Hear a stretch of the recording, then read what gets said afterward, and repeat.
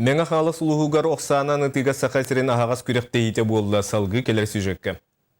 Оксанын ыты кенеке сылларга сақы бітсерер білдердік, оны тетімнәттік сайдан спорт көріңі болар.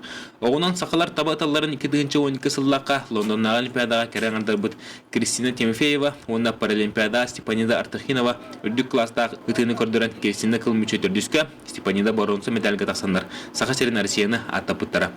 Сақа серин түрдүс ағас күрәктейді мәхаңлас бістәр манеттақ спортивна ларға ұйтылығыда.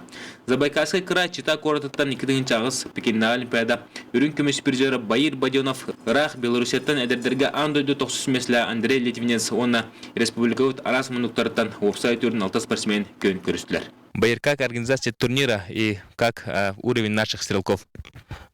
Спасибо, конечно, но организация в хорошем уровне, встречает все хорошо, отлично.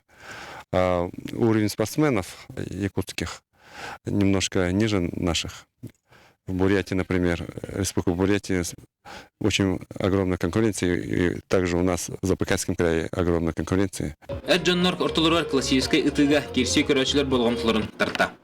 Оқса күрә сүрдәх тәрәхінәтік астаден бары белети көдділер. Бұ күрәқтегі сақа серін командадың сүймердерге улахан орылақ болуға.